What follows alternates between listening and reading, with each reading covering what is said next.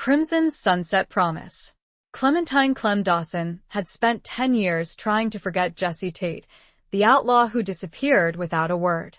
But when he rode back into town dusty, dangerous, and looking at her like she was still his, she knew the past had finally caught up. He smirked, tilting his hat. "Didn't think I'd come back, darlin'?"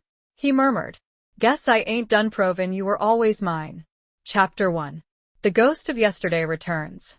The relentless Arizona sun beat down on Dust Devil, baking the wooden storefronts and turning the main street into a shimmering mirage. Clementine Dawson, her silver-streaked brown hair pulled back in a tight braid, wiped a bead of sweat from her brow as she adjusted the awning of her general store. 10 years. 10 years since she'd last seen that devilish grin, those piercing blue eyes that could cut through a soul. 10 years since Jesse Tate had ridden out of her life, leaving a void as vast and unforgiving as the desert that surrounded their town. She'd been 25 then, wild and full of dreams, foolish enough to fall for an outlaw. Now, at 35, Clem was a pillar of the community, respected if a little feared. She ran the most successful store in Dust Devil, a haven of order in a chaotic land. She'd built the life, brick by painstaking brick, on the ashes of a broken heart. A life that was about to be shattered. The rhythmic clatter of hooves on hard-packed earth drew her attention. A lone rider, silhouetted against the blinding sun, approached slowly. Clem's breath hitched. There was something familiar in the way he sat his horse, a casual confidence that bordered on arrogance.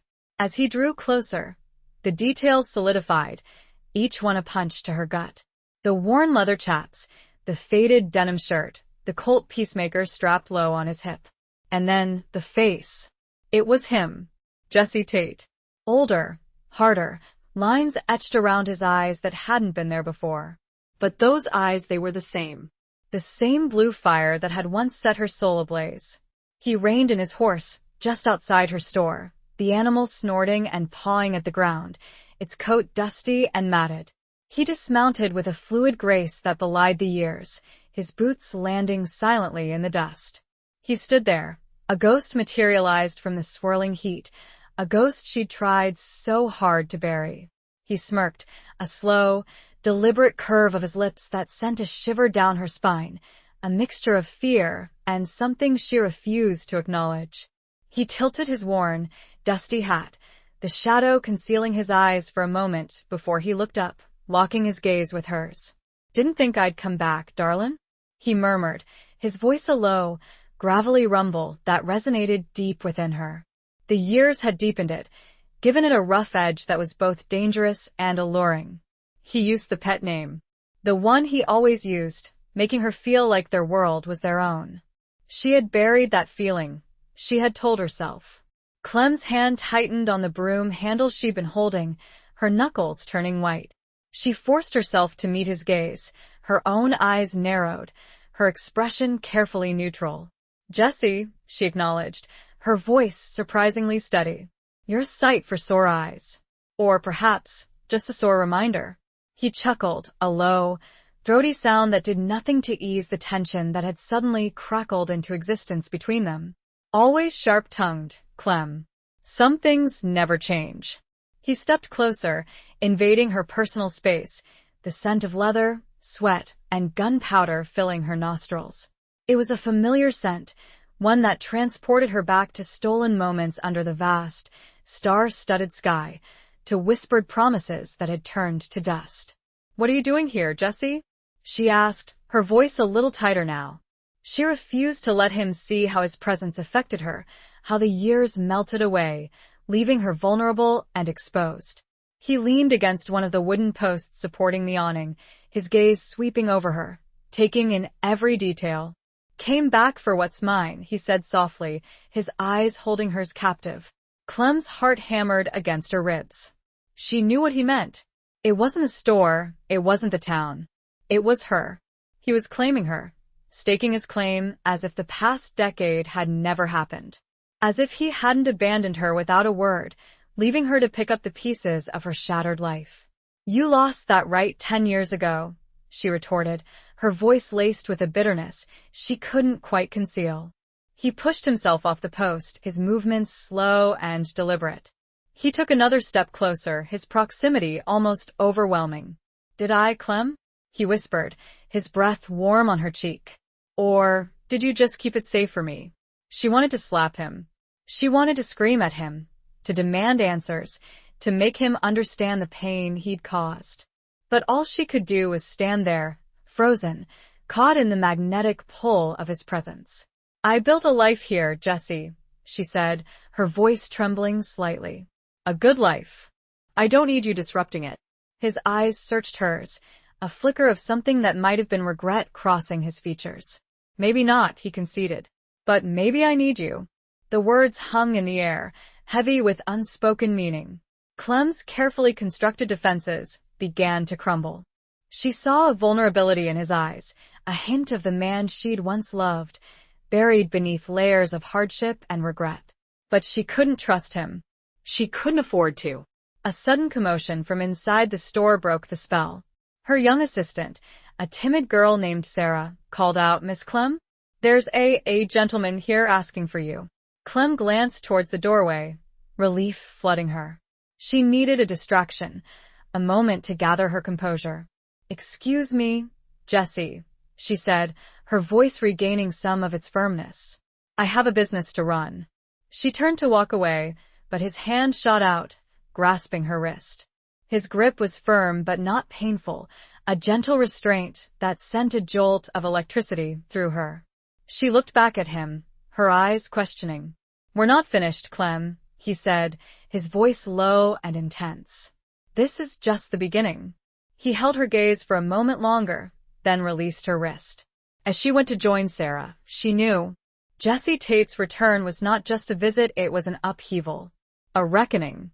And she was standing right in the middle of it, with nowhere to run, and a past she could no longer ignore, beckoning her like a siren's song in the vast, unforgiving desert.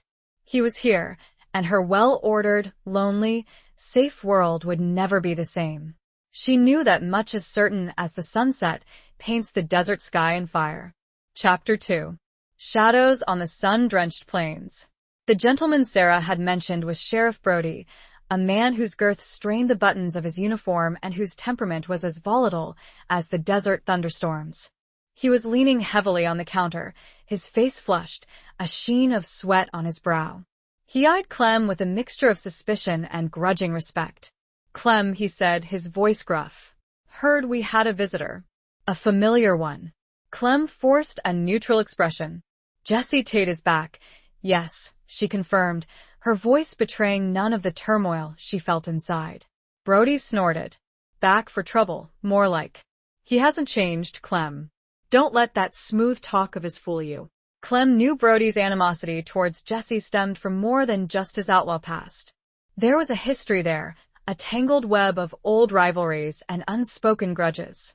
Jessie had always had a knack for getting under Brody's skin, for exposing his hypocrisy and corruption. "He's just passing through," Clem said, hoping her words sounded more convincing than she felt. "He won't be staying long." Brody gave her a skeptical look. "You sure about that, Clem? He's got a way of lingering. Like a bad smell." He paused, his eyes narrowing. "You and him, you were close once." Clem's jaw tightened. "That was a long time ago, Sheriff. Before he chose his path." "And you chose yours," Brody finished, his voice heavy with implication. He pushed himself away from the counter, his movements labored. "Just be careful, Clem. He's a dangerous man. And he's got a way of dragging people down with him."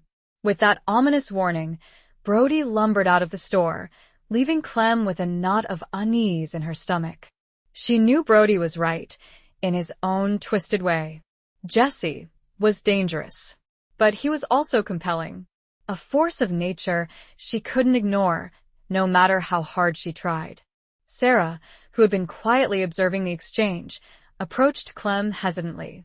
"Miss Clem," she whispered, is he really as bad as they say?" Clem sighed. "He's complicated, Sarah," she said. "He's done things he's not proud of. But he's also," she trailed off, unable to articulate the complex mix of emotions Jessie stirred within her. "He's not all bad," she finished lamely. Sarah young and naive, looked at Clem with wide, curious eyes. Did you love him?" she asked softly.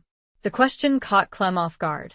She hadn't allowed herself to think about love, about Jesse, in those terms for years. She'd buried those feelings deep, convinced herself they were dead and gone. But Jesse's return had unearthed them, like a desert flower blooming after a long-awaited rain. "I thought I did," Clem admitted, her voice barely above a whisper. "But love can be a dangerous thing, Sarah. Especially in this place." She busied herself with straightening shelves, rearranging merchandise, anything to avoid Sarah's perceptive gaze. The afternoon sun streamed through the windows, casting long shadows across the wooden floor. The store was quiet, the usual hustle and bustle of customers replaced by an unsettling stillness. Clem found herself constantly glancing towards the doorway, half expecting, half dreading to see Jesse standing there again. He'd said they weren't finished, that this was just the beginning. The thought sent a shiver of anticipation, mixed with a healthy dose of fear, through her. As evening approached, Clem closed up the store, her movements weary. She walked slowly towards her small, modest home at the edge of town, the setting sun painting the sky in hues of orange, pink, and purple. The beauty of the landscape, usually a source of solace, did little to ease the turmoil within her. She reached her porch and paused, her hand on the doorknob.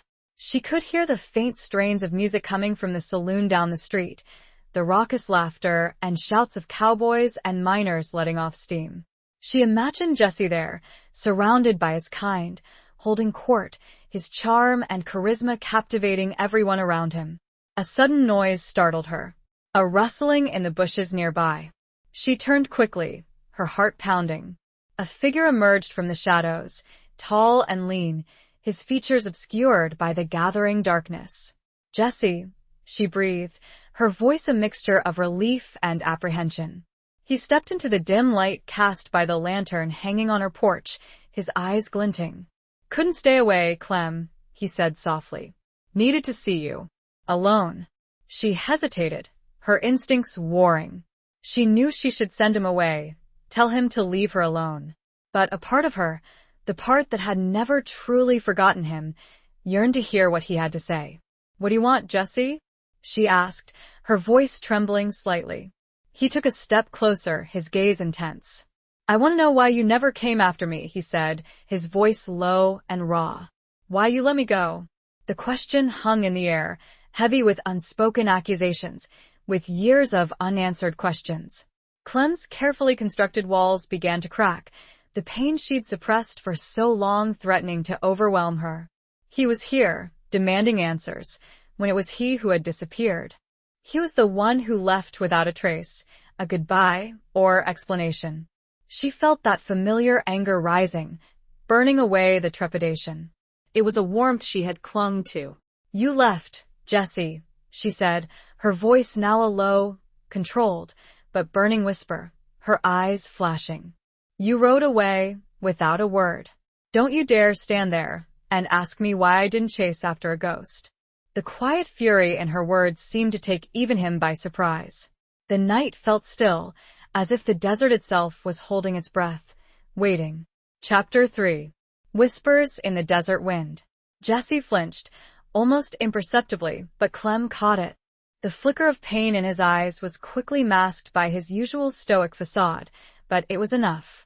Enough to make her doubt, for a fleeting moment, the narrative she'd built around his departure. "It wasn't that simple, Clem," he said, his voice rough. "There were reasons." "Reasons?"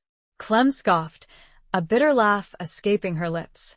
"What reasons could possibly justify leaving us, without a trace? Were you in danger?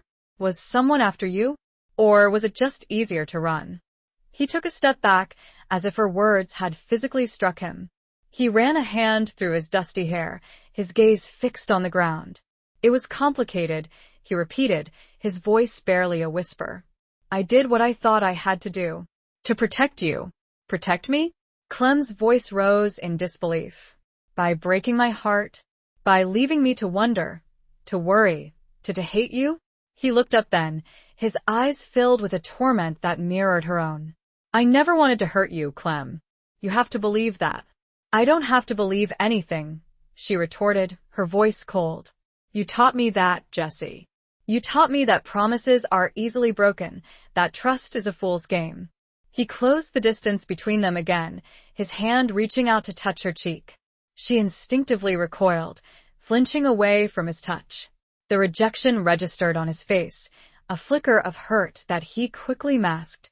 I know I hurt you, he said softly, and I know I can't undo the past. But I'm asking you to give me a chance. Let me explain. Clem hesitated. A part of her, the rational part, screamed at her to turn him away, to protect herself from further pain. But another part, the part that had once loved him with all her heart, yearned to hear his side of the story. Yearned for closure, for understanding. The desert wind whispered around them, carrying the scent of sage and dust, the distant sounds of coyotes howling at the moon. The vast, star-studded skies stretched above them, a silent witness to their confrontation. It was a setting that had witnessed their love blossom, and now, it witnessed its potential demise.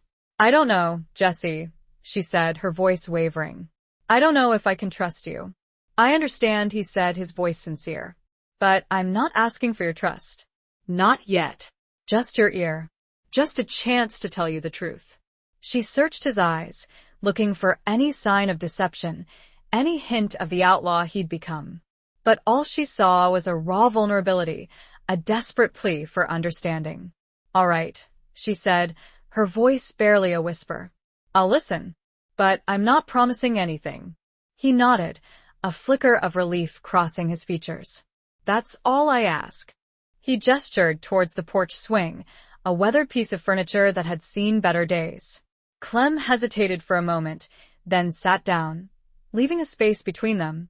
He sat beside her, careful not to crowd her, respecting the distance she'd imposed. The silence stretched between them, thick with unspoken emotions, with the weight of the past. The only sound was the creaking of the swing, the gentle rhythm a stark contrast to the turmoil within them. Where do I start? Jessie said, his voice low. It's a long story, Clem. A tangled mess of lies, betrayals, and regrets. Start at the beginning, Clem said, her voice firm. Start with why you left. He took a deep breath, his gaze fixed on the horizon. I was involved with some dangerous men, he began. Men who didn't take kindly to anyone crossing them. I got in too deep, Clem. I made mistakes. And I knew they were coming after me. He paused, his jaw tightening. I couldn't risk them hurting you, he continued. You were everything to me. The only good thing in my life. I had to protect you, even if it meant leaving you. Clem listened, her heart aching. His words resonated with a truth she'd long suspected, but had never dared to believe. But even as she felt a flicker of understanding, a wave of anger washed over her. So you just disappeared? She asked, her voice laced with bitterness. Without a word? Without a goodbye? I left you a letter, he said, his voice barely a whisper. I hid it in our special place. Under the old oak tree, by the creek. Clem's breath caught in her throat. Their special place. The place where they'd shared their first kiss, where they'd made their promises, where they'd dreamed of a future together.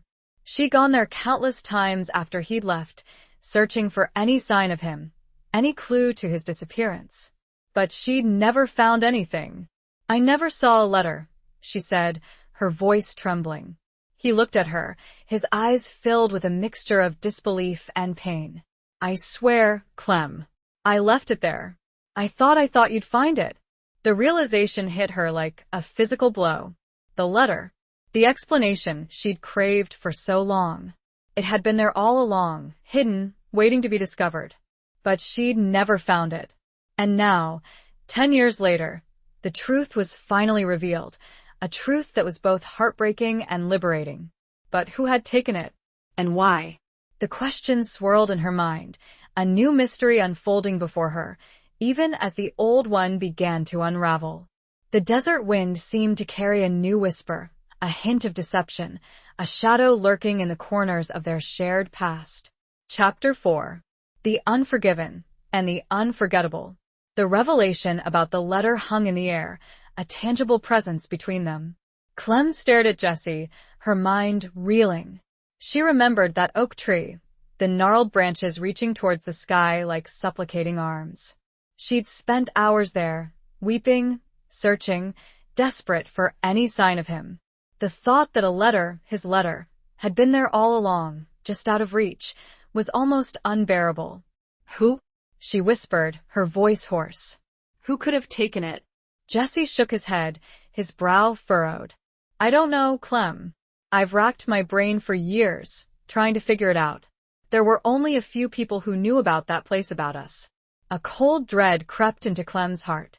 The circle of people who had known about their relationship was small, intimate. The possibility that one of them had deliberately kept the letter from her was a betrayal that cut deeper than any wound Jessie had inflicted by leaving. Brody, she said, the name a bitter taste on her tongue. He knew. He always hated you, hated us. Jessie's jaw tightened. Brody's a snake, he said, his voice low and dangerous. But I can't see him sneaking around, hiding in the bushes. He's more the direct type. Unless he trailed off, his eyes narrowing. Unless what? Clem pressed, her heart pounding. Unless he had help, Jessie finished. Someone who knew the place. Someone who could move around unnoticed. Clem's mind raced, trying to piece together the puzzle. Brody, with his blustering arrogance, wouldn't have acted alone. He needed someone discreet, someone familiar with the landscape, someone close to her. A sudden, horrifying thought struck her. Sarah's father, she whispered, her voice trembling. He worked for Brody. He was always around. Sarah's father, a quiet, unassuming man named Thomas, had been Brody's deputy for years. He'd been a fixture in Dust Devil, a seemingly harmless presence. But Clem remembered the way he'd looked at her sometimes, a strange mixture of pity and resentment. Jessie's eyes widened. Thomas?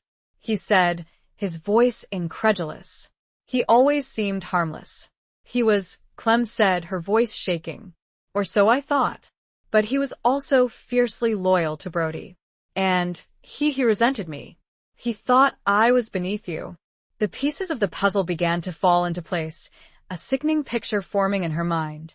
Thomas, acting on Brody's orders, intercepting the letter, keeping it from her, ensuring that Jessie's explanation, his apology, never reached her.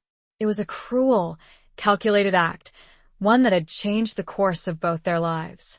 We need to find him, Clem said, her voice urgent. We need to ask him. Jessie nodded, his eyes grim. He's not in Dust Devil anymore, he said. I heard he moved away a few years back. To a small town up north. Silver Creek. Silver Creek. The name echoed in Clem's mind. It was a long ride, a dangerous journey through treacherous territory. But she knew she had to go. She had to confront Thomas, to demand answers, to finally uncover the truth that had been hidden from her for so long. I'm going with you, she said, her voice firm. Jessie looked at her, surprised. Clem, it's dangerous, he said. I can handle this. This isn't just your fight, Jessie, she retorted. It's mine too. He stole something from me. From us. I need to be there. He searched her eyes, seeing the determination, the unwavering resolve that had always drawn him to her. He knew he couldn't dissuade her. He also knew that he didn't want to. He wanted her by his side, facing this challenge together, just like they'd once faced everything else. All right, he said, a reluctant smile touching his lips. We'll go together. But we leave at first light. And we stick together no matter what. Clem nodded, a sense of purpose filling her. The journey ahead would be fraught with danger, with uncertainty. But for the first time in 10 years, she felt a flicker of hope. A chance to reclaim the past, to rewrite the narrative that had defined her life. As they sat there, in the quiet darkness of the porch, the desert wind seemed to carry a new message, a whisper of redemption, a promise of closure. But beneath that promise, a shadow still lingered. The shadow of betrayal, of unanswered questions, of a past that refused to stay buried. And as they prepared to embark on their journey, Clem knew that the truth, when it finally emerged, would be more complicated, more painful than she could ever have imagined. The echoes of a gunshot, far off in the distance, seemed to punctuate the night, a stark reminder of the lawless land they inhabited and the precariousness of their quest. Chapter 5. Echoes of a Broken Promise. The first rays of dawn painted the eastern sky in hues of pale gold and rose as Clem and Jessie prepared to leave Dust Devil. Clem had packed a small bag filled with essentials: dried meat, water skins, a bedroll, and her father's old Winchester rifle. She hadn't used the rifle in years, but the familiar weight of it in her hands gave her a sense of comfort, a reminder of the strength she'd always possessed. Jessie, as always, traveled light. He had his horse, his saddlebags, his Colt Peacemaker, and the haunted look in his eyes that seemed to deepen with each passing hour. He checked his gear meticulously, his movements precise and efficient, a testament to his years spent living on the edge. As they mounted their horses, Clem couldn't help but feel a sense of déjà vu. It was like stepping back in time, to the days when they'd ridden together, carefree and full of dreams. But the years had changed them, hardened them. The easy camaraderie they'd once shared was replaced by a cautious tension, a fragile trust that could shatter at any moment. Sarah, her eyes red-rimmed from crying, stood on the porch of the general store, watching them. Clem had told her everything about the letter, about Thomas, about their journey to Silver Creek. The young girl was understandably shaken, her world turned upside down by the revelation about her father. "Be careful, Miss Clem," Sarah said, her voice trembling. And tell Mr. Tate I'm sorry. For my father." Clem nodded, her throat tight with emotion. "I will, Sarah," she said. "And don't you worry. We'll be back." Jessie tipped his hat to Sarah, a silent acknowledgement of her apology. He then turned his horse towards the north, towards Silver Creek, and Clem followed, her heart heavy with a mixture of anticipation and dread. The journey was arduous, the landscape unforgiving. They rode through vast stretches of desert, the sun beating down on them mercilessly. They navigated rocky canyons, their horses picking their way carefully along treacherous trails. They slept under the stars, wrapped in their bedrolls, the silence broken only by the crackling of the campfire and the distant howls of coyotes. During the long hours of riding, Clem and Jessie talked, slowly, cautiously, peeling back the layers of hurt and resentment that had built up over the years. Jessie recounted his life after leaving Dust Devil, the years he'd spent running, hiding, fighting to survive. He spoke of the men he'd ridden with, the jobs he'd taken, the choices he'd made. He didn't shy away from the darkness, from the violence, from the regrets. Clem listened, her heart aching for the man he'd become, for the boy he'd once been. She saw the toll the years had taken on him, the weariness in his eyes, the scars that marked his body and his soul. She also saw glimpses of the man she'd loved, the man who had cherished her, protected her, dreamed of a future with her. As they talked, the walls between them began to crumble, replaced by a fragile understanding, a tentative connection. They shared stories, memories, laughter, and tears. They rediscovered the bond that had once united them, a bond that had been tested, strained, but not broken. One evening, as they sat by the campfire, the flames casting dancing shadows on their faces, Jessie turned to Clem, his eyes filled with a vulnerability she hadn't seen in years. "I never stopped loving you, Clem," he said, his voice raw. "Not for a single day. You were always my North Star. The one thing that kept me going, even when I was lost in the darkness." Clem's heart ached at his words. She tried to convince herself that he'd forgotten her, that she'd been nothing more than a fleeting memory. But hearing him say those words, seeing the truth in his eyes, shattered her carefully constructed defenses. "I never stopped loving you either, Jessie," she admitted, her voice trembling. "But I learned to live without you. I built a life, a wall around my heart." He reached out and took her hand, his touch gentle and hesitant. "I know," he said, "and I don't expect you to forgive me, to forget what I did. But I'm asking you to give us another chance. Let us rebuild what we lost." Clem looked at him, her eyes searching his. She saw the sincerity in his gaze, the yearning, the hope. She also saw the shadows, the doubts, the fears. She knew that the road ahead would be difficult, that there were no guarantees. But as she looked at him, bathed in the warm glow of the campfire, she realized that she couldn't deny the truth any longer. She still loved him, and she was willing to fight for a second chance. "We have a long way to go, Jessie," she replied, her fingers entwining with his. "A lot to figure out." He smiled, a genuine smile that reached his eyes, chasing away some of the shadows. "I know, darlin', but we'll do it together. This time I'm not running from anything." Just then, a distant rumble broke the quiet stillness. The low growl of thunder from a gathering storm mirrored the tumultuous emotions that churned within Clem. The past was catching up, and not just in Silver Creek. It felt closer, darker, more dangerous than they knew. Chapter 6. Beneath the star-strewn sky. The approaching storm mirrored the tempest brewing within Clem. Jesse's confession, his plea for a second chance, had stirred up emotions she'd long suppressed. She wanted to believe him, to trust him, but the scars of the past ran deep. The fear of being hurt again, of being abandoned, loomed large, a dark cloud threatening to eclipse the fragile hope that had begun to blossom. They quickly secured their camp, hobbling the horses, covering their supplies with tarps, preparing for the onslaught of the storm. The wind picked up, whipping their hair and clothes, carrying the scent of rain and dust. The first fat drops of rain began to fall, splattering on the dry earth, hissing as they hit the hot rocks around the dying campfire. They sought shelter under a rocky overhang, a small, cramped space that forced them into close proximity. The thunder grew louder, echoing through the canyons, punctuated by flashes of lightning that illuminated the landscape in stark, fleeting glimpses. Clem shivered, partly from the cold, partly from the unease that gnawed at her. She huddled deeper into her bedroll, trying to find some warmth, some comfort. Jesse sat beside her, his presence both reassuring and unsettling. "Are you afraid?" he asked softly, his voice barely audible above the roar of the storm. Clem hesitated. She wasn't afraid of the storm, not really.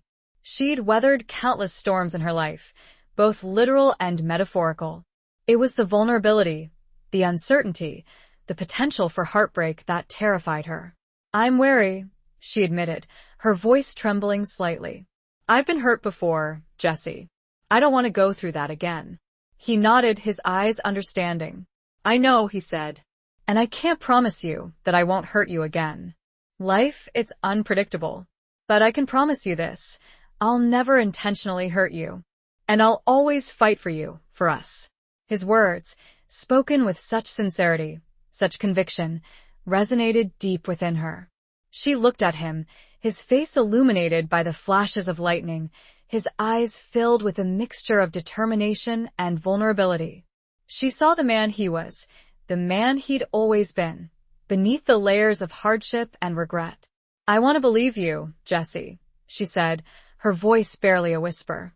"I really do." He reached out and took her hand, his touch gentle and reassuring. "Then let me earn your trust, Clem," he said. "Let me prove to you that I'm worthy of your love." She squeezed his hand, her heart swelling with a mixture of hope and trepidation. She knew the road ahead would be difficult, that there would be challenges, obstacles, doubts. But as she looked at him, bathed in the intermittent glow of the lightning, she realized that she was willing to take that risk. She was willing to fight for a second chance, for a future with him. The storm raged around them, a wild, untamed force of nature. But within their small shelter, a different kind of storm was brewing, a storm of emotions, of passions, of desires long suppressed. As the lightning flashed, Clem saw a flicker of something in Jesse's eyes, something that sent a shiver down her spine. It was a hunger, a longing, a desire that mirrored her own. He leaned closer, his breath warm on her cheek, his eyes searching hers. "Clem," he whispered, his voice husky with emotion. He didn't finish the sentence. He didn't need to. His eyes said it all. He leaned in and kissed her, a tentative, hesitant kiss at first, then deepening with a passion that had been simmering for 10 long years. Clem responded, her arms wrapping around his neck, her body pressing against his. She forgot the storm, the past, the doubts, the fears. All that mattered was this moment, this connection, this rekindling of a love that had never truly died. The kiss was a release, a catharsis, a culmination of years of longing, of regret, of unspoken desires. It was a promise, a commitment, a declaration of love that transcended words. As they broke apart, breathless and trembling, the storm outside began to subside. The thunder faded, the lightning became less frequent, the rain softened to a drizzle. The clouds parted, revealing a sliver of moon, casting a silvery glow on the wet landscape. They looked at each other, their eyes filled with a mixture of wonder and awe. They had weathered the storm, both the literal and the metaphorical one, and they had emerged stronger, more connected, more in love than ever before. "I love you, Clem," Jesse said, his voice raw with emotion. "I always have and I always will." "I love you too, Jesse," Clem replied, her voice filled with a certainty she hadn't felt in years. They lay there, wrapped in each other's arms, beneath the vast, star-strewn sky. The desert, once a symbol of their separation, now felt like a witness to their reunion. The echoes of the storm faded into the night, replaced by the gentle rhythm of their breathing, the soft murmur of their love. The vast open sky, the scent of wet earth, the distant howl of a lone coyote, all contributed to a profound sense of peace, a fragile but hopeful beginning to a new chapter in their lives. But Clem knew, even as she savored the moment, that the peace was temporary. The journey to Silver Creek and the confrontation with Thomas still lay ahead, and beyond that an unknown future, filled with both promise and peril, awaited them. The embers of doubt still smoldered. Chapter 7. The Price of Freedom, the Cost of Love. The journey to Silver Creek was a stark reminder of the harsh realities of the frontier. The landscape, though breathtaking in its vastness and beauty, was unforgiving. The days were scorching, the nights frigid, and the constant threat of danger lurked around every bend, every canyon, every shadow. Clem, despite her years of running the general store, proved to be a resilient and resourceful traveler. She rode with a quiet determination, her eyes constantly scanning the horizon, her hand never far from her rifle. She shared the chores with Jesse, gathering firewood, tending to the horses, preparing meals. She never complained, never faltered, never showed any sign of weakness. Jesse watched her with a mixture of admiration and concern. He knew she was strong, capable, independent. But he also saw the vulnerability beneath her tough exterior, the fear that she tried so hard to conceal. He wanted to protect her, to shield her from the harshness of the world, but he knew he couldn't. He had to let her be who she was, a woman who could face any challenge, any danger, with courage and grace. As they rode, they talked, sharing stories, memories, dreams. They spoke of their childhoods, their families, their hopes for the future. They delved deeper into the events that had led to Jesse's departure, the tangled web of alliances and betrayals that had forced him to run. Jesse revealed that he'd been working undercover for a Pinkerton agent, trying to infiltrate a notorious gang of outlaws led by a ruthless man named Silas Blackwood. He'd gotten close to Blackwood, gained his trust, but his cover had been blown. He'd barely escaped with his life, and he knew that Blackwood would be coming after him, seeking revenge. Clem listened, her heart pounding with a mixture of fear and anger. She realized the danger Jesse had been in, the sacrifice he'd made to protect her. But she also felt a surge of resentment towards Blackwood, towards the men who had forced Jesse to live a life of violence and deception. "Why didn't you tell me?" she asked, her voice laced with a hint of accusation. "Why didn't you trust me?" Jesse sighed, his eyes filled with regret. "I wanted to, Clem," he said, "but I couldn't. It was too dangerous. If Blackwood had known about you, he would have used you to get to me. I couldn't risk that." Clem understood his reasoning, but it didn't erase the pain, The years of uncertainty, of wondering, of believing that he'd abandoned her without a care. "I understand," she said, her voice soft. "But it still hurts, Jessie. It still hurts to know that you didn't trust me enough to share the truth." He reached out and took her hand, his touch gentle and reassuring. "I'm sorry, Clem," he said. "I was wrong. I should have trusted you. I've learned my lesson. From now on, no more secrets. No more lies." She squeezed his hand, a silent acknowledgement of his apology. She knew that trust, once broken, was difficult to rebuild. But she was willing to try, to give him the benefit of the doubt, to believe in the possibility of a future free from the shadows of the past.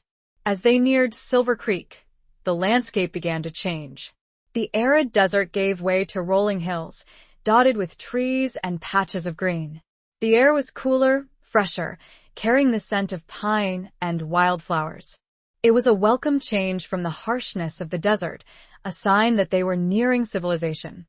But the change in scenery also brought a heightened sense of tension. They were entering unknown territory, a town where Thomas, the man who had stolen their past, now lived.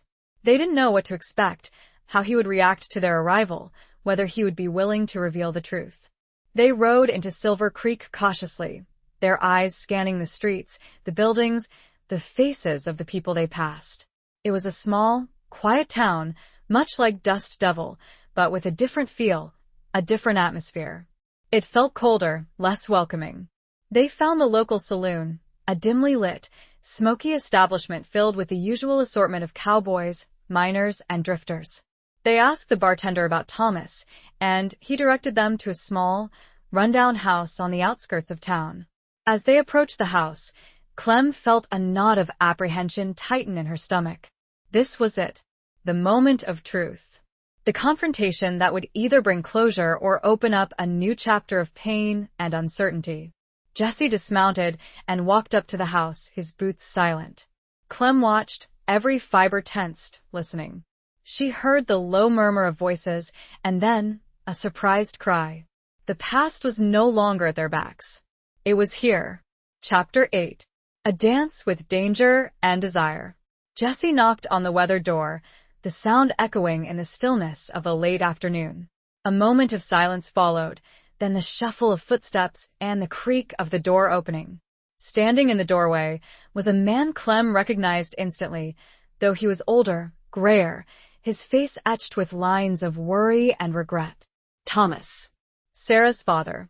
The man who had held the key to her past, the man who had stolen her letter, her chance at happiness. Thomas's eyes widened in surprise, then narrowed in suspicion as he recognized Jesse. He glanced nervously towards Clem, who remained mounted, her hand resting on her rifle. "Jesse Tate," Thomas said, his voice raspy. "What are you doing here?" "We need to talk, Thomas," Jesse said, his voice calm but firm. "About a letter. A letter you intercepted 10 years ago." Thomas paled, his eyes darting around nervously. He opened his mouth to speak, then closed it again, his Adam's apple bobbing. He knew. He knew exactly what Jesse was talking about. I don't know what you're talking about," he stammered, his voice unconvincing. Jesse stepped closer, his presence imposing. "Don't lie to me, Thomas," he said, his voice low and dangerous. "I know you took the letter. I know Brody put you up to it. Just tell me why. Tell me where it is." Thomas hesitated, his eyes flickering between Jesse and Clem. He looked like a trapped animal, cornered and desperate. He glanced back into the house, as if seeking guidance, or perhaps escape. It was Brody's orders, he finally admitted, his voice barely a whisper. He didn't want you two together. He said you were bad news. That you'd drag her down. Clem's heart clenched at his words. Brody's jealousy, his hatred, had reached across the years, poisoning her life, stealing her happiness. She felt a surge of anger, a desire for retribution. "Where is the letter, Thomas?" Clem asked, her voice sharp. Thomas flinched, his eyes widening in fear. I don't have it," he said. "Brody, he took it. He said he'd destroy it." Destroyed. The word echoed in Clem's mind. A devastating blow. The letter, Jesse's explanation, his apology, his expression of love gone. reduced to ashes. Jesse's jaw tightened, his fists clenching. He's lying, he said, his voice cold. Brody wouldn't destroy it. He'd keep it. As leverage. As a trophy. He turned back to Thomas, his eyes blazing. Tell me the truth, Thomas, he demanded. Where is it? Thomas shrank back, his eyes filled with terror. He looked like he was about to break, to confess everything. But before he could speak, a voice interrupted them. That's enough, Tate. A figure emerged from the shadows of the house, a tall, imposing man with a cruel smile and cold, calculating eyes. Sheriff Brody. Older, but still carrying the same air of arrogance and menace that Clem remembered so well. He held a shotgun, leveled at Jesse's chest. Well, Brody drawled. Look what the cat dragged in. The prodigal outlaw returns. Clem's heart leaped into her throat. She hadn't expected Brody to be here. She thought he was still in Dust Devil, ruling his little fiefdom with an iron fist. His presence changed everything. It made the situation infinitely more dangerous. Brody, Jesse said, his voice calm, his eyes fixed on the shotgun. I should have known you'd be involved. You always were a smart one, Tate, Brody said, his smile widening. Too smart for your own good. And too stubborn to stay away. He gestured towards Clem with the shotgun. And you brought your little whore with you, he sneered. How touching. Clem's blood boiled at his insult. She raised her rifle, aiming it at Brody's heart. Don't you dare talk to me like that, she said, her voice trembling with rage. Clem, no. Jesse said, his voice sharp. Don't do it. It's what he wants. He knew Brody was baiting her, trying to provoke her into making a mistake. He knew that if she fired, Brody would have an excuse to kill them both. Brody chuckled, his eyes gleaming with malice. She's got spirit, I'll give her that, he said. But spirit won't save you, Tate. You're outgunned, outnumbered. It's over. He was right. They were trapped. Brody had the advantage, the element of surprise. He had Thomas as a hostage, and he had Clem and Jesse in his sights. But Jesse didn't flinch. He stood his ground, his eyes locked with Brody's, his expression unwavering. It's never over, Brody, he said, his voice low and steady. Not until I say it is. The tension in the air was thick, palpable. It was a standoff, a dance with danger, a battle of wills. Clem's finger tightened on the trigger of her rifle, her heart pounding in her chest. She knew that one wrong move, one miscalculation, could end it all. The sun dipped below the horizon, casting long shadows across the dusty street, painting the scene in hues of orange and purple. It was a beautiful, yet terrifying, backdrop to a confrontation that had been brewing for 10 long years. This wasn't just about a letter anymore. It was about justice, about redemption, about the price of freedom and the cost of love. It was a moment that all of their choices, all of their history had led to. Chapter 9. Scars of the past, seeds of the future. The standoff stretched on, each second an eternity. Clem's finger trembled on the trigger, her mind racing, calculating the odds, searching for an opening, a way out. Brody's cruel smile never wavered, his eyes filled with a cold, calculating malice that sent shivers down her spine. Jesse stood firm, his body tense, his eyes locked with Brody's, a silent battle of wills raging between them. Thomas, caught in the crossfire, looked like a frightened rabbit, his eyes darting between Brody, Jesse, and Clem. He was a broken man, his spirit crushed by years of subservience to Brody, his conscience burdened by the weight of his betrayal. You gonna stand there all day, Tate? Brody sneered, his voice dripping with sarcasm. Or, are you gonna do something stupid? Jesse didn't reply, his gaze unwavering. He was waiting, watching, assessing. He knew Brody was volatile, unpredictable, but he also knew he was a coward at heart. He needed to find a weakness, an opening, a way to turn the tables. Suddenly, a movement caught Clem's eye. A flicker of motion in the shadows behind Brody. She squinted, her heart pounding. It was Sarah. She had followed them. She was hiding behind a stack of crates, her eyes wide with fear, but also with a flicker of determination. Clem realized what Sarah was planning. She was going to try to distract Brody, to create an opening for Jessie and Clem. It was a brave but incredibly dangerous move. Clem subtly shifted her position, trying to get a better angle, to be ready to provide cover for Sarah if needed. She saw Jessie's eyes flick towards Sarah for a split second, acknowledging her presence, understanding her intentions. Just as Sarah was about to make her move, Thomas suddenly spoke, his voice trembling but resolute. "Brody," he said, "let them go. It's over. I'll tell them everything. I'll tell them where the letter is." Brody's eyes narrowed, his smile fading. "Shut up, Thomas," he snarled. "You're a fool." "No," Thomas said, his voice gaining strength. "I've been a fool for too long. Following your orders, betraying my friends, destroying lives. I'm done." He turned to Jessie and Clem, his eyes filled with remorse. "The letter," he said. "It's hidden in the old church, behind the altar, in a loose stone." Brody's face contorted with rage. He raised the shotgun, aiming it at Thomas. "You traitorous bastard," he roared. But before Brody could pull the trigger, Sarah sprang from her hiding place, throwing a rock at Brody's head. The rock struck him with a sickening thud, knocking him off balance. The shotgun discharged, the blast echoing through the street, but the shot went wild, missing Thomas. Jessie seized the opportunity. He lunged forward, tackling Brody to the ground.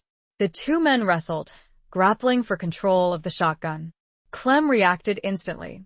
She fired her rifle, the shot hitting the ground near Brody's hand, forcing him to release his grip on the shotgun. Jessie kicked the weapon away, then delivered a swift punch to Brody's jaw, knocking him unconscious. The fight was over as quickly as it had begun. Silence descended, broken only by the heavy breathing of the combatants. Clem rushed to Jessie's side, checking him for injuries. He was bruised and battered, but otherwise unharmed. Sarah ran to her father, her face streaked with tears, embracing him tightly. Thomas, shaken but alive, looked at Jessie and Clem with a mixture of relief and gratitude. "Thank you," he whispered, "for saving my life and for giving me a chance to redeem myself." Jessie nodded, his expression grim. "We need to get out of here," he said, "before Brody's men show up." They quickly gathered their belongings, helping Thomas and Sarah mount their horses. They rode out of Silver Creek, leaving Brody unconscious in the dusty street, his reign of terror finally over. As they rode away, Clem looked back at the town, a mixture of emotions swirling within her. She had found the truth, but it had come at a cost. She had faced danger, violence, and betrayal, but she had also found strength, courage, and a renewed sense of hope. The scars of the past would always be there, a reminder of the pain she had endured. But they were also a testament to her resilience, her ability to overcome adversity, her capacity for love and forgiveness. And as she rode beside Jessie, with Sarah and Thomas by their sides, she knew that the seeds of the future had been planted. A future filled with uncertainty, but also with the promise of healing, of redemption, of a love that had endured the test of time and emerged stronger than ever. The setting sun cast a warm, golden glow on their backs, a symbol of hope, a promise of a new dawn. Chapter 10. Between Law and Loyalty. They rode through the night, putting as much distance as possible between themselves and Silver Creek. The adrenaline from the confrontation with Brody slowly faded, replaced by a bone-deep weariness. The weight of the past few days, the emotional and physical toll, settled upon Clem like a heavy cloak. They found a secluded spot near a small stream, nestled among a copse of trees, and made camp. They built a small fire, the flames providing warmth and a flickering light in the darkness. They tended to their horses, sharing the meager rations they had left. Sarah, still shaken by the events in Silver Creek, clung to her father, her eyes wide and fearful. Thomas, his face etched with guilt and remorse, tried to comfort her, his voice trembling. Jessie watched them, his expression somber. He knew the road ahead would be difficult for Thomas and Sarah. They would have to face the consequences of Thomas's actions, the scorn and judgment of their community. They would have to rebuild their lives, find a new place to call home. What will you do now? Clem asked Thomas, her voice soft. Thomas sighed, his gaze fixed on the flickering flames. I don't know, he admitted. I've lost everything. My job, my reputation, my home. You still have Sarah, Clem said, her voice gentle. And you have your freedom. That's more than many people have. Thomas looked at Sarah, his eyes filled with love and regret.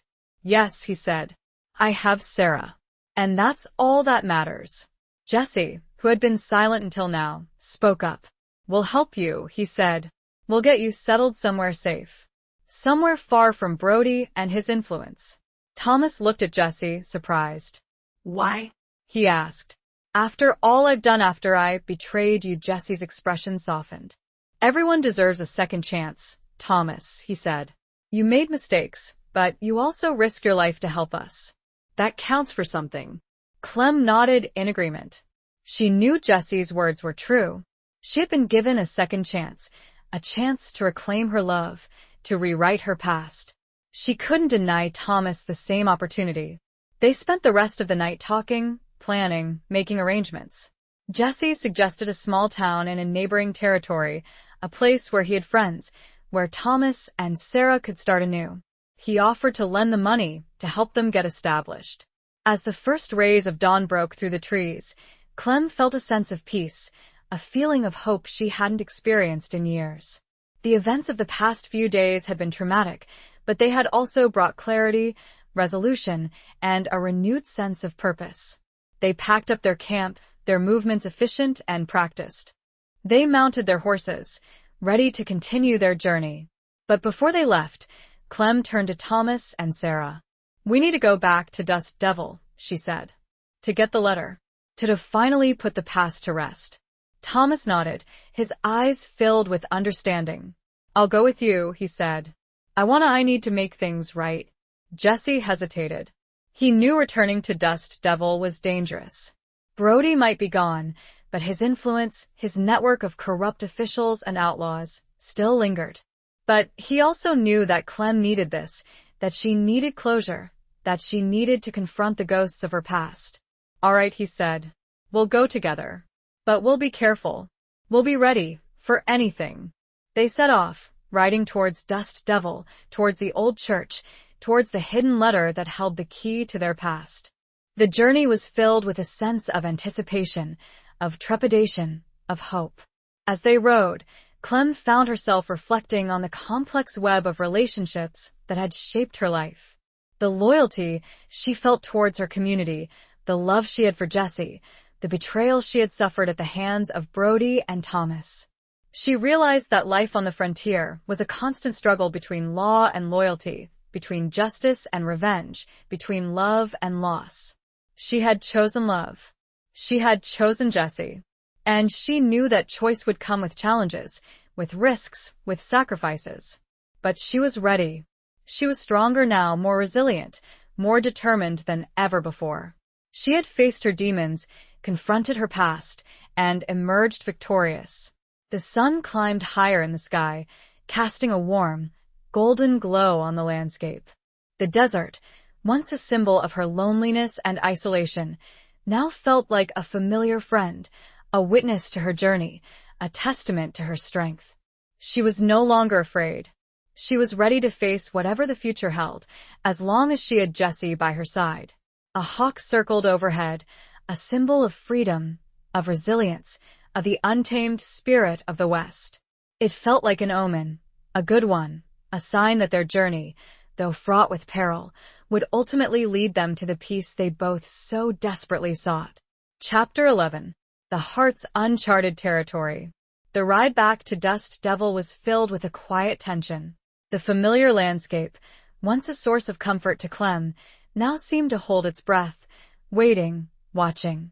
Every shadow, every distant sound, every flicker of movement sent a jolt of apprehension through her. She knew Brody's influence reached far and wide, and even though he was gone, the threat of his allies, his lingering presence, remained. Jesse rode close beside her, his hand never far from his Colt. He scanned the horizon constantly, his eyes alert, his senses heightened. He was a man on edge, a protector, a warrior ready to defend the woman he loved. Thomas and Sarah rode behind them, their faces etched with a mixture of fear and determination. Thomas, despite his past mistakes, had shown courage and remorse. He was a changed man, seeking redemption, seeking a new beginning. Sarah, though young, possessed a quiet strength, a resilience that mirrored Clem's own. As they approached Dust Devil, Clem felt a knot of anxiety tighten in her stomach. This town held both cherished memories and bitter betrayals. It was the place where her heart had been broken, where her dreams had been shattered. But it was also the place where she had found strength, independence, and a sense of purpose. They rode into town cautiously, their arrival drawing curious stares from the townsfolk. The news of Brody's demise had likely reached Dust Devil, but the atmosphere was still tense, uncertain. The shadow of his influence still hung heavy in the air. They headed straight for the old church, a weathered wooden structure that stood at the edge of town. It was a place of peace, of solace, of sanctuary. But for Clem, it also held a secret, a hidden truth that had the power to change everything. They dismounted, tethering their horses to a nearby post. They entered the church, the silence within a stark contrast to the bustling activity of the town outside. The air was cool and still, carrying the scent of old wood, incense, and dust. Sunlight streamed through the stained glass windows, casting colorful patterns on the worn wooden floor. Clem walked towards the altar, her heart pounding in her chest. She remembered the countless times she had come here, seeking comfort, seeking answers, seeking a sign. Now, she was finally here to uncover the truth, to reclaim the past that had been stolen from her. She reached the altar, her hands trembling. She followed Thomas's instructions, running her fingers along the cold stone, searching for the loose one. She found it, a slight indentation, a subtle shift in the otherwise smooth surface. She pried the stone loose, revealing a small, hidden cavity. Inside, nestled among the dust and cobwebs, was a small, folded piece of paper. The letter. Jesse's letter. Clem's breath caught in her throat. She reached for the letter, her fingers trembling. She unfolded it carefully, her eyes scanning the faded ink, the familiar handwriting. It was Jesse's handwriting, his words, his voice, reaching out to her from across the years. He wrote of his love for her, his reasons for leaving, his plans for the future. He wrote of his regret, his sorrow, his undying devotion. As Clem read the letter, tears streamed down her cheeks. It was a catharsis, a release, a validation of everything she had felt, everything she had believed. It was a confirmation of Jesse's love, a proof that he had never intended to abandon her, that he had been forced to leave, to protect her. Jesse stood beside her, his arm around her waist, his presence a source of comfort and strength. He watched her, his eyes filled with a mixture of sadness and relief. He knew the pain she had endured, the years of uncertainty, of wondering, of believing that he had betrayed her. Thomas and Sarah stood silently, respectfully, witnessing the unfolding of a long-awaited moment of truth. They were a part of the story, a part of the pain, a part of the healing. When Clem finished reading the letter, she looked up at Jesse, her eyes filled with tears, but also with a newfound peace. "You never stopped loving me," she whispered, her voice choked with emotion. "Never," Jesse replied, his voice husky. "And I never will." He leaned down and kissed her, a tender, passionate kiss that sealed their reunion, their forgiveness, their love. It was a kiss that transcended time, a kiss that erased the pain of the past, a kiss that promised a future filled with hope and happiness.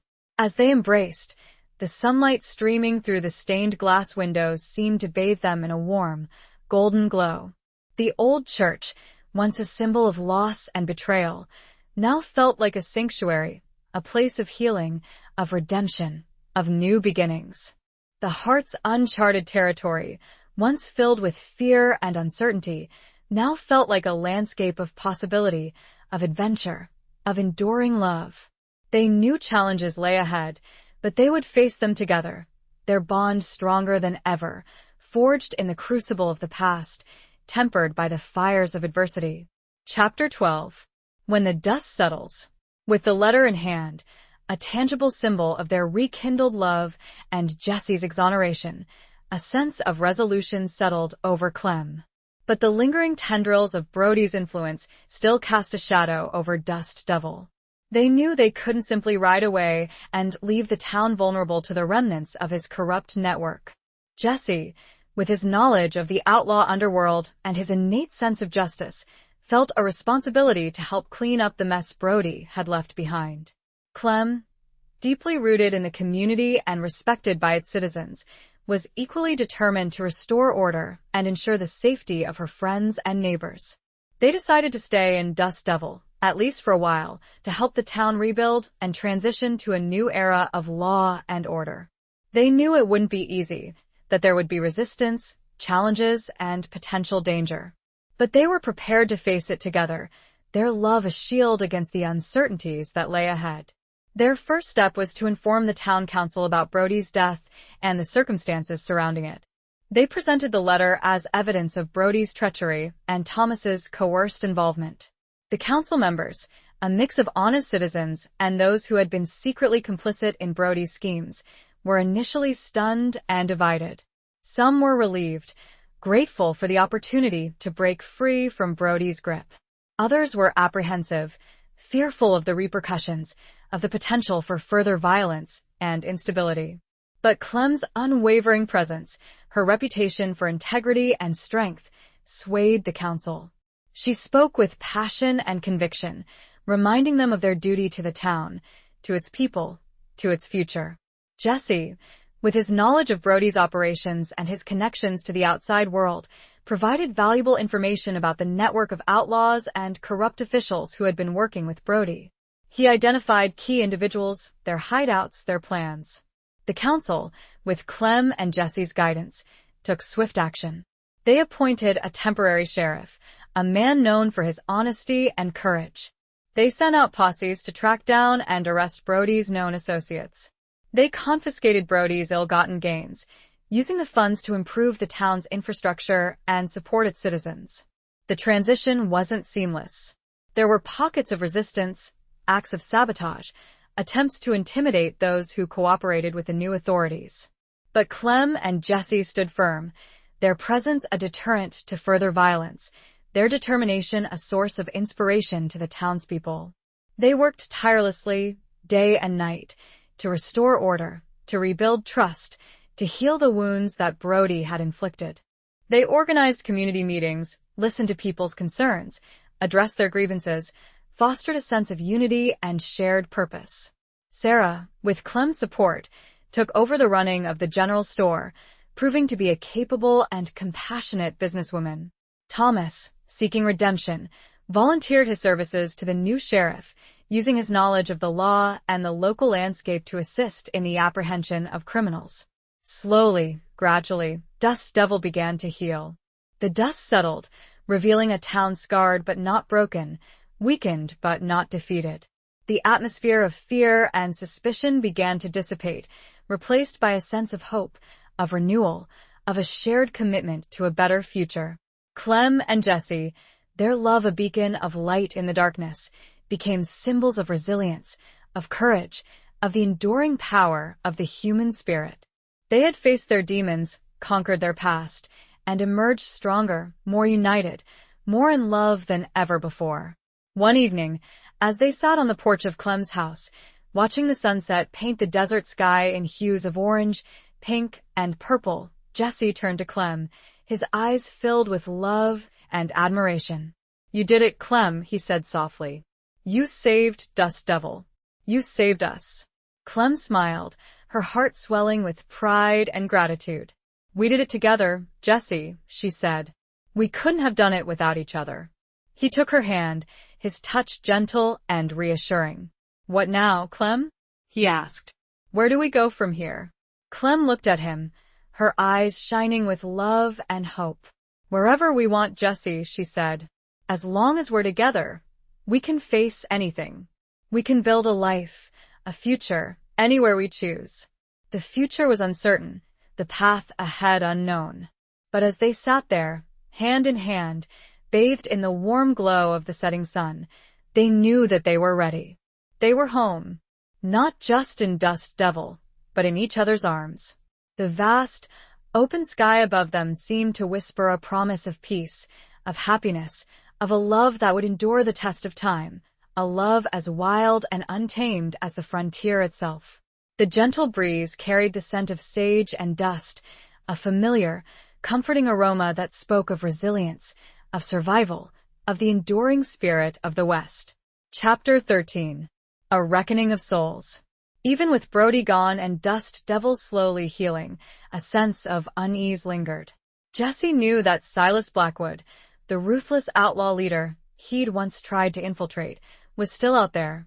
The threat of Blackwood's revenge hung over them, a dark cloud on the horizon. He hadn't forgotten Jesse, and he wouldn't rest until he'd settled the score. Jesse had kept this information from Clem, not wanting to burden her with his past, not wanting to endanger her further.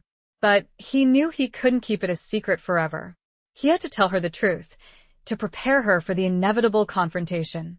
One evening, as they were preparing dinner in Clem's cozy kitchen, Jesse decided to reveal his past, to lay bare the burden he'd been carrying. "Clem," he began, his voice hesitant, "there's something I need to tell you. Something about my past, about why I really left." Clem looked at him, her eyes filled with concern. She sensed the gravity of his words, the weight of the secret he was about to reveal. Jesse recounted the story of his involvement with a Pinkerton agency, his mission to infiltrate Blackwood's gang, his near-death escape. He described Blackwood's ruthlessness, his cruelty, his insatiable thirst for revenge. Clem listened in silence, her heart pounding with a mixture of fear and anger. She understood now the true extent of the danger Jesse had faced, the sacrifice he'd made to protect her. But she also felt a surge of resentment towards Blackwood, towards the man who had haunted Jesse's life, who had threatened their future. "Why didn't you tell me sooner?" she asked, her voice trembling. Jesse sighed, his eyes filled with regret. "I wanted to protect you, Clem," he said. "I didn't want you to worry. I hoped that Blackwood would forget about me, that he'd move on." "He won't forget, Jesse," Clem said, her voice firm. "He'll come after you. He'll come after us." Jesse nodded, his jaw tightening. "I know," he said. "And I'll be ready for him. I won't let him hurt you, Clem. I swear it." Clem reached out and took his hand, her touch reassuring. "We'll face him together, Jesse," she said. "Just like we've faced everything else." They spent the next few days preparing, making plans, gathering information. Jesse contacted his former Pinkerton contacts, seeking any intelligence they had on Blackwood's whereabouts, his movements, his plans. Clem, with her knowledge of the local terrain and her connections to the community, gathered a network of trusted allies, people who were willing to help them, to defend Dust Devil if necessary. They knew that Blackwood's attack could come at any time, from any direction. They were constantly vigilant, their senses heightened, their weapons close at hand. They slept lightly, their dreams filled with images of violence, of confrontation, of loss. One morning, a rider arrived in Dust Devil, bearing a message from a nearby rancher. Blackwood and his gang had been spotted, heading towards Dust Devil. They were heavily armed, their intentions clear. They were coming for Jesse, and they wouldn't hesitate to destroy anything, anyone, that stood in their way. The news sent a wave of fear and apprehension through Dust Devil. But Clem and Jesse stood firm, their determination unwavering. They rallied the townspeople, organizing a defense, preparing for the inevitable confrontation. They barricaded the streets, positioned sharpshooters on rooftops, armed the citizens with whatever weapons they could find. They transformed Dust Devil into a fortress, a bastion of resistance against the encroaching darkness. As the sun began to set, casting long shadows across the dusty streets, Blackwood and his gang rode into town. They were a fearsome sight, a band of hardened outlaws, their faces grim, their eyes filled with a cold, calculating malice. Blackwood, a tall, imposing man with a cruel scar across his face, rode at the head of the gang. He surveyed the town, his gaze settling on Clem and Jessie, who stood waiting for him in the middle of the street. "Tate," Blackwood snarled, his voice dripping with venom. "You thought you could escape me? You thought you could hide behind a woman's skirts?" Jessie didn't reply. He stood his ground, his hand resting on his Colt, his eyes locked with Blackwood's. "This ends here, Blackwood," Jessie said, his voice calm but firm. "You're not going to hurt anyone else. Not in this town. Not ever again." Blackwood laughed, a harsh, grating sound that echoed through the deserted streets. "You're a fool, Tate," he said. "You're outnumbered, outgunned. You can't win." "We'll see about that," Clem said, her voice strong and clear. She raised her rifle, aiming it at Blackwood's heart. The standoff began. A tense, silent battle of wills, a prelude to the inevitable explosion of violence. The fate of Dust Devil, the future of Clem and Jessie, hung in the balance. It was a reckoning of souls, a final confrontation between good and evil, between love and hate, between the past and the future. The air crackled with anticipation, with fear, with the promise of bloodshed. The setting sun painted the sky in hues of blood red and fiery orange, a fitting backdrop to the drama that was about to unfold. Chapter 14. The Ties That Bind and Break. The silence stretched, taut and brittle, like a drawn bowstring about to snap. Blackwood's men shifted restlessly, their hands hovering over their weapons, their eyes darting between their leader and the defiant figures of Clem and Jessie. The townsfolk, hidden behind barricades and in darkened windows, held their breath, their hearts pounding with a mixture of fear and determination. Blackwood's cruel smile widened, his eyes glinting with a predatory gleam. "You always were a stubborn one, Tate," he said, his voice dripping with sarcasm.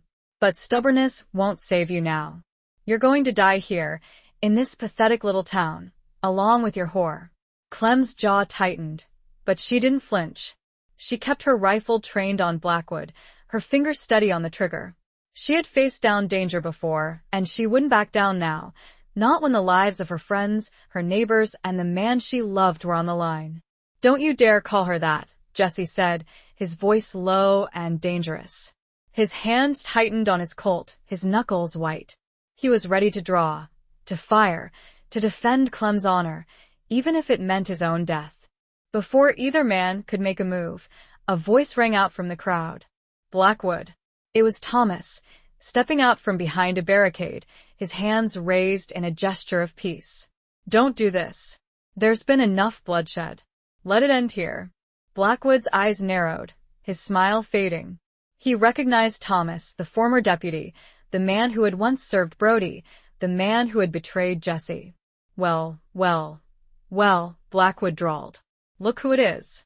The traitor. You have a lot of nerve showing your face here, Thomas." "I'm not a traitor," Thomas said, his voice trembling but firm. "I made mistakes, but I'm trying to make amends. I'm asking you, Blackwood, for the sake of these innocent people, leave this town in peace." Blackwood laughed, a harsh, mirthless sound. "You think I care about these people?" He sneered. "They're nothing to me. They're just collateral damage.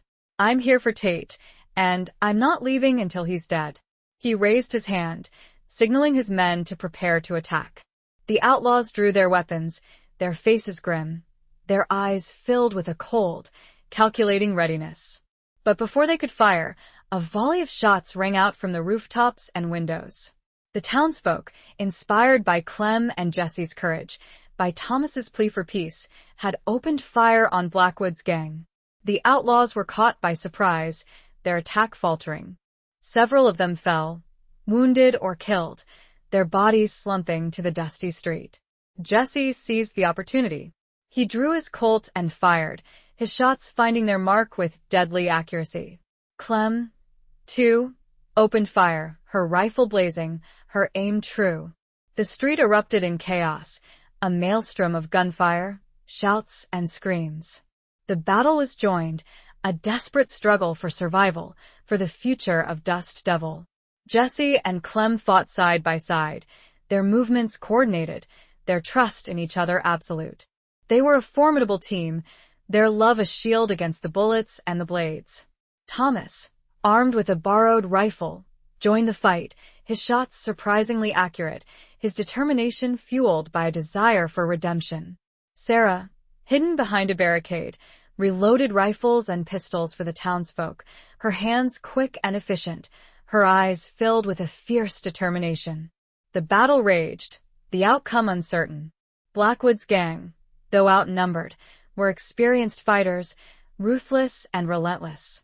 But the townsfolk, fighting for their homes, their families, their lives, were equally determined, their courage fueled by a righteous anger and a desperate hope for survival. As the fighting intensified, Clem saw Blackwood, his face contorted with rage, heading straight for Jesse. He raised his pistol, aiming it at Jesse's back. "Jesse!" Clem screamed, her voice hoarse. Jesse turned, seeing Blackwood just as he fired. He ducked, the bullet whistling past his ear, grazing his cheek. He returned fire, his shot hitting Blackwood in the shoulder, knocking him off balance. But Blackwood recovered quickly. He raised his pistol again, aiming at Jesse, his finger tightening on the trigger. Clem knew she had to act fast. She raised her rifle, her sights centering on Blackwood's chest.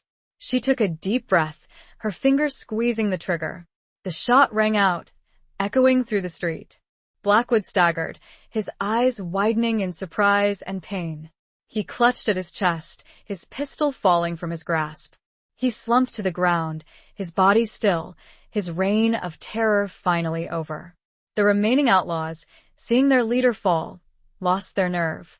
They threw down their weapons, surrendering to the townsfolk. The battle was over. Dust Devil had been saved. Clem rushed to Jesse's side, her heart pounding with relief. He was alive, wounded but alive. She embraced him tightly, her tears mixing with the blood on his cheek. The ties that bound them together, forged in love and tested by fire, had held strong. But the ties that bound Blackwood to his life of violence and cruelty had been irrevocably broken. The dust began to settle, revealing a scene of carnage and devastation, but also of courage and resilience. The future was uncertain, but one thing was clear. Dust Devil and the love of Clem and Jesse had survived. Chapter 15. In the Valley of Decision. The aftermath of the battle was a somber scene. While Dust Devil had been saved, and Blackwood's gang either captured or killed, the cost was evident. Several buildings were damaged, some townsfolk were injured, and a few had lost their lives defending their home. Clem and Jesse, despite their own wounds, moved among the people, offering comfort, assistance, and a sense of unwavering leadership. Jesse's cheek wound, though not serious, needed tending. Clem, with gentle hands and a steady heart, cleaned and bandaged the graze, her touch conveying more than words ever could. The shared experience, the brush with death, had solidified their bond, deepening their love and commitment to each other. Thomas, having proven his loyalty and courage, was welcomed back into the community, his past mistakes forgiven, though not forgotten. He, along with Sarah, worked tirelessly to help those who had been affected by the battle, their actions speaking volumes about their genuine remorse and desire for redemption. The captured outlaws were handed over to the territorial authorities, their fate now in the hands of the law.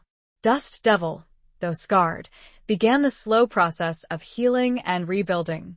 The spirit of the community, tested by fire, had emerged stronger and more united than ever before. With the immediate crisis averted, Clem and Jesse found themselves at a crossroads. They had faced their past, conquered their demons, and secured the safety of Dust Devil. But the question remained, what next? Where did their future lie? Jesse, having spent years living on the edge of the law, yearned for a settled life, a place to call home, a family to cherish. He looked at Clem, his eyes filled with love and longing, and he knew that his future was with her, wherever that might be.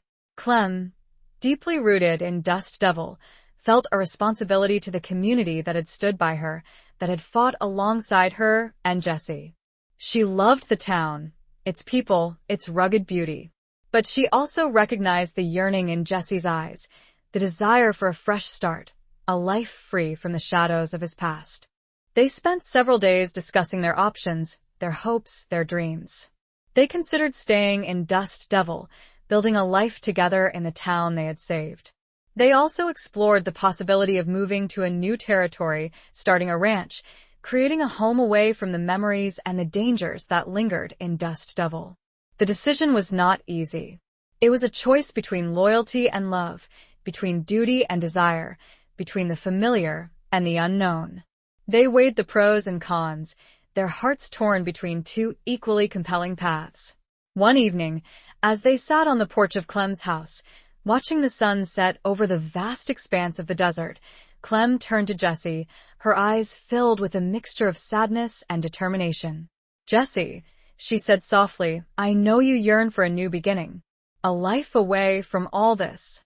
Jessie looked at her, his heart aching. He knew what she was about to say, and it both filled him with joy and broke his heart. "Clem," he began, but she interrupted him. "I love Dust Devil," she continued. "It's my home. But you're my true home. And I want you to be happy. I want you to have the life you deserve." She took his hand, her touch gentle and reassuring. "We'll go," she said. "We'll start a new life. Somewhere else. Together." Jessie's eyes welled up with tears. He was overwhelmed by her love, her selflessness, her willingness to sacrifice her own desires for his happiness. "Clem," he whispered, his voice choked with emotion. "Are you sure? I don't want you to give up everything for me." "It's not giving up everything, Jessie," she said, smiling through her tears. "It's embracing a new adventure. With you. That's all that matters." They embraced, their hearts filled with a profound sense of peace and gratitude. They had made their decision. They would leave Dust Devil, not in defeat, but in triumph. They would carry the lessons they had learned, the love they had found, the strength they had discovered, with them to a new land, a new life, a new future. The decision made, they began to prepare for their departure. They informed the town council, who, though saddened by their decision, understood and supported their choice. They entrusted the future of Dust Devil to the capable hands of the new sheriff and the resilient spirit of its citizens. They had chosen. The valley of decision had led them, not to a place, but to each other, and a future, uncertain, but filled with the bright promise of their enduring love. They knew that, wherever they went, their hearts would find their true north in each other. Chapter 16. Where Trust Lies Bleeding. The decision to leave Dust Devil, though made with love and a shared vision for the future, was not without its pangs of regret. Clem had spent most of her life in the town, building a business, forming friendships, becoming a pillar of the community. Leaving it behind felt like severing a part of herself, a bittersweet farewell to a chapter of her life that had shaped her into the woman she was. Jessie, too, felt a sense of loss, though his ties to Dust Devil were more complicated.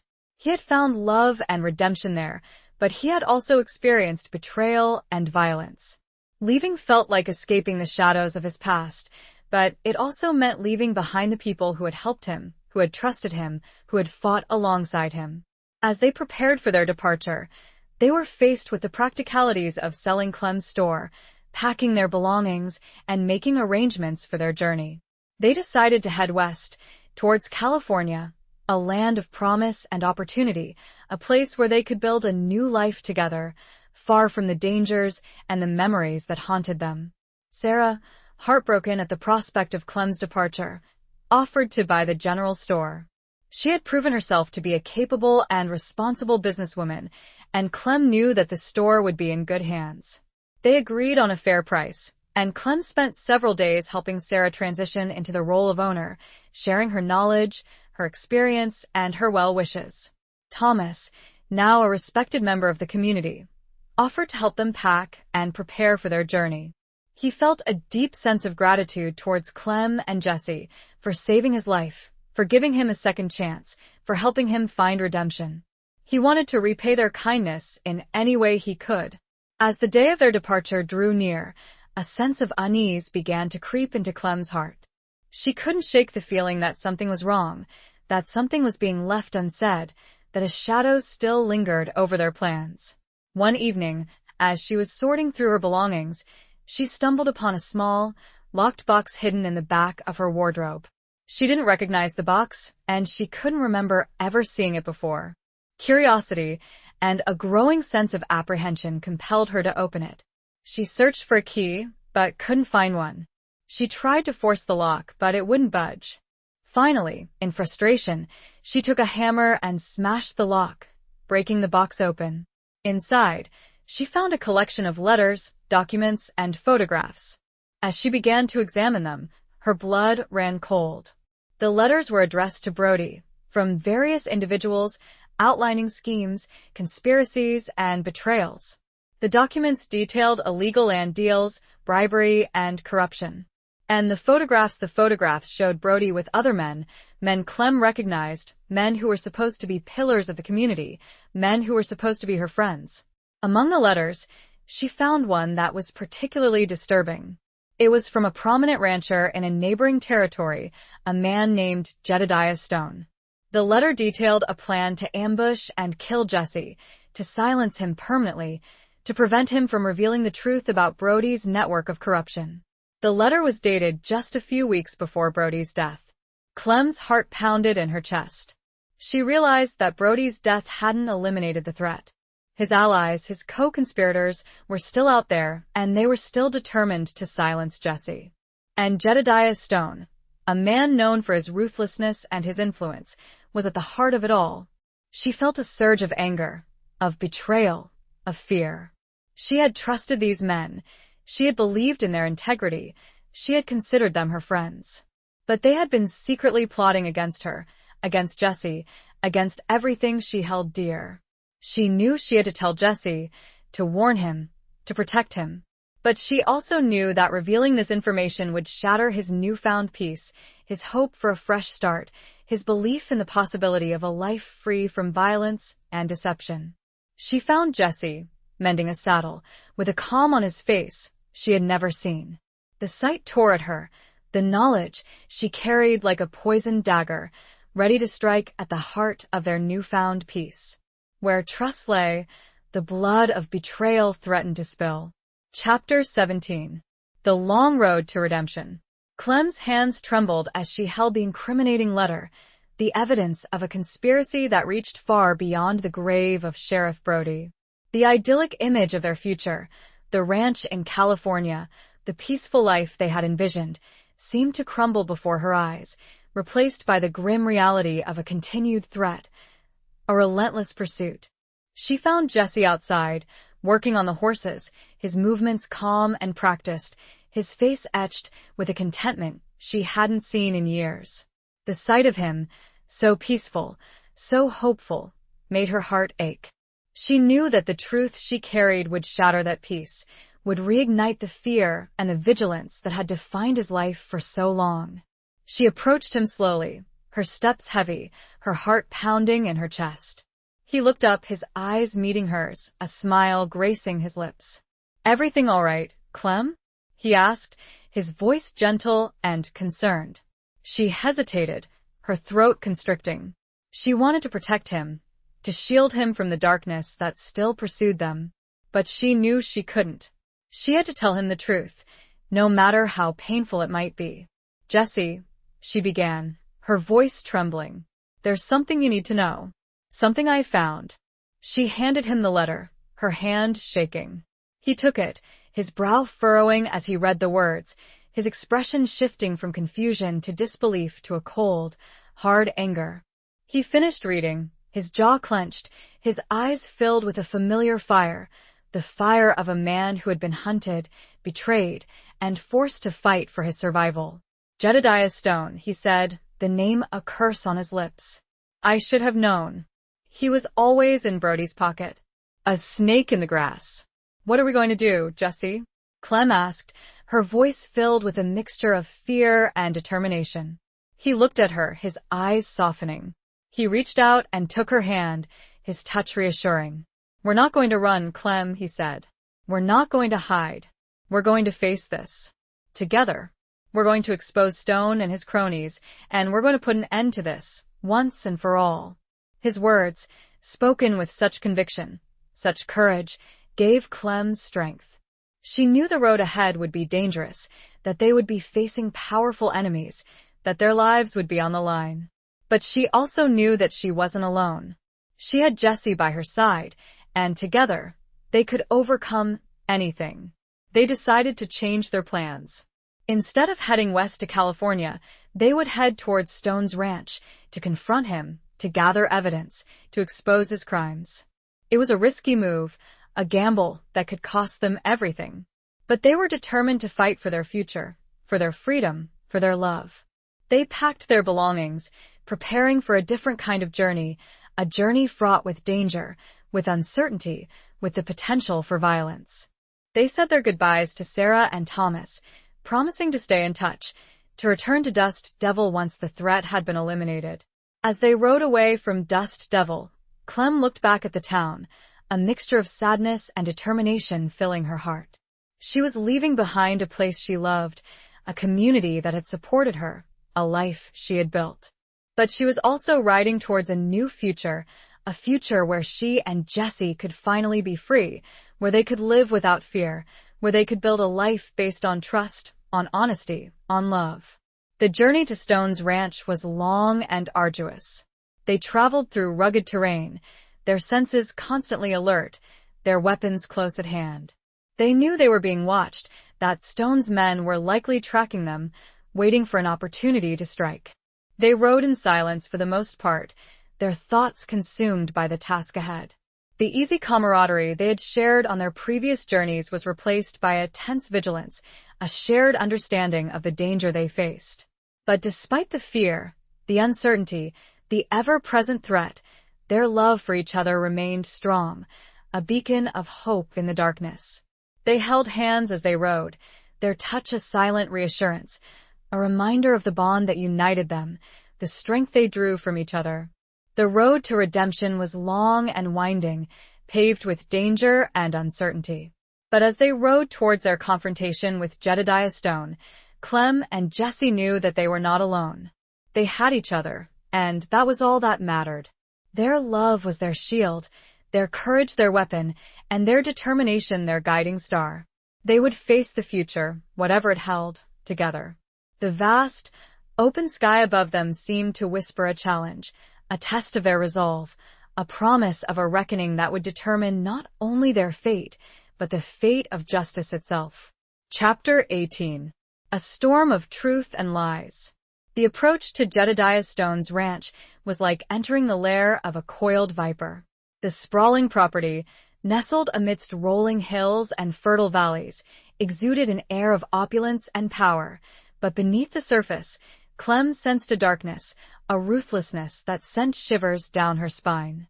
The ranch hands they encountered along the way eyed them with suspicion, their faces hardened, their hands never far from their weapons. Jesse, with his experience in the outlaw world, recognized the signs.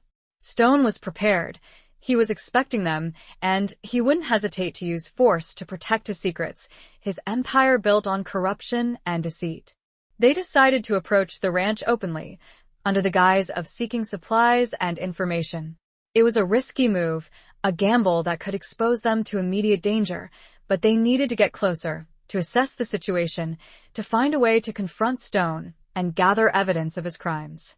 As they rode towards the main house, a sprawling, imposing structure that dominated the landscape, they were met by a group of armed men, their faces grim, their eyes cold and unwelcoming. "State your business," one of the men demanded, his voice harsh and suspicious. "We're travelers," Jesse replied, his voice calm and steady. "Heading west. We need supplies, and we heard this was a good place to get information about the trail ahead." The men exchanged glances, their skepticism evident. They didn't believe Jesse's story, but they couldn't outright refuse them entry without arousing suspicion. "The boss ain't here," the man said. "He's away on business. You can come back later." Jesse knew they were lying. Stone was likely inside, watching them, waiting for them to make a move. "We'll wait," Jesse said, his voice firm. "We're in no hurry." The men hesitated, unsure how to proceed. They didn't want to provoke a confrontation, but they also didn't want to let Jesse and Clem get too close. Finally, one of the men, seemingly the leader of the group, relented. "All right," he said. "You can wait in the bunkhouse. But don't go wandering around. And stay out of trouble." They were led to a small, run-down building on the edge of the property, a place clearly meant for the lowest-ranking ranch hands. It was a far cry from the opulent main house, but it offered them a temporary refuge, a place to plan their next move. As soon as they were alone, Jesse and Clem began to discuss their strategy. They knew they were walking into a trap, that Stone was likely planning to ambush them, to silence them permanently. "We need to find evidence," Clem said. "Something we can use to expose him, to bring him to justice." "He'll have it hidden," Jesse replied. "Somewhere secure. Somewhere only he knows about." They searched the bunkhouse, hoping to find a clue, a hint, anything that could lead them to Stone's secrets. But the room was bare, stripped of anything of value or interest. As night fell, the atmosphere on the ranch grew even more tense. The ranch hands were restless, their movements furtive, their conversations hushed. Clem and Jesse knew that something was about to happen, that Stone was preparing to make his move. They decided to take a risk. They would sneak out of the bunkhouse, under the cover of darkness, and try to get into the main house, to find Stone's office, his private quarters, the place where he likely kept his secrets. They slipped out of the bunkhouse, their movements silent, their senses alert. They navigated the shadows, avoiding the patrolling ranch hands, their hearts pounding in their chests. They reached the main house, a looming silhouette against the star-studded sky. They found an unlocked window, a small opening that offered them a way inside. They climbed through the window, entering a darkened hallway. They moved cautiously, their footsteps muffled by the thick carpets, their ears straining for any sound of alarm. They found Stone's office, a large, opulent room filled with expensive furniture, leather-bound books, and hunting trophies. They began to search, their hands moving quickly and efficiently, their eyes scanning every drawer, every shelf, every hidden compartment. As they were searching, they heard a noise outside the office. Footsteps, approaching quickly. Someone was coming. They froze, their hearts leaping into their throats. They were trapped. They had nowhere to hide. The door to the office burst open, and Jedediah Stone stood there, a cruel smile on his face, a pistol in his hand. He was flanked by several of his men, all armed and ready to fire. "Well now," he said, "seems the vultures have finally landed." The storm had broken.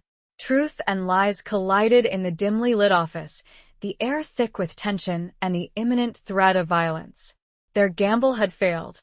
They were at the mercy of a ruthless and powerful enemy, with seemingly nowhere to run. Chapter 19. The Dawn of Second Chances. Stone's mocking gaze swept over Clem and Jesse, his expression a mixture of amusement and contempt. He had them cornered, trapped like rats in a cage of his own making. The odds were stacked against them, seemingly insurmountable. "I knew you'd come, Tate," Stone said, his voice dripping with sarcasm. "You always were a persistent bastard. But you should have stayed away. You should have taken your little whore and run." Jesse's jaw tightened, his fists clenching. He wanted to lunge at Stone, to silence him, to make him pay for his insults, for his crimes. But he knew he had to remain calm, to think strategically, to find a way out of this seemingly impossible situation. "It's over, Stone," Jesse said, his voice steady. "We know about your dealings with Brody. We know about your plans. You're finished." Stone laughed, a harsh, grating sound that echoed through the room. "You think you have proof?" He sneered. "You think anyone will believe you? I'm a respected man, Tate. A pillar of the community. You're nothing but an outlaw, a criminal." Clem stepped forward, her eyes blazing with defiance. "We have evidence, Stone," she said, "and we'll make sure everyone sees it. You won't get away with this." Stone's smile faded, replaced by a flicker of uncertainty.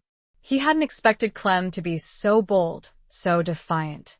He had underestimated her, and that was a mistake. Before Stone could react, a commotion erupted outside the office. Shouts, Gunshots, the sounds of a struggle. Stone's men looked at each other, their faces filled with confusion and alarm. Suddenly, the door to the office burst open again, but this time, it wasn't Stone's men who entered. It was Thomas, Sarah, and a group of armed townsfolk from Dust Devil. They had followed Clem and Jesse, worried about their safety, determined to help them bring Stone to justice. The tables had turned. Stone and his men were now outnumbered, surrounded by a force of determined citizens, led by a man seeking redemption and a young woman fighting for her future. A firefight erupted, the office filling with the roar of gunfire, the smell of gunpowder, the chaos of a desperate struggle. Jesse and Clem joined the fight, their movements coordinated, their trust in each other absolute. Jesse, with his superior skills and experience, quickly disarmed Stone, knocking the pistol from his hand. He tackled Stone to the ground, wrestling with him, his anger fueled by years of resentment, of betrayal, of injustice. Clem, with her rifle, provided cover for Jesse and the townsfolk, her shots finding their mark with deadly accuracy.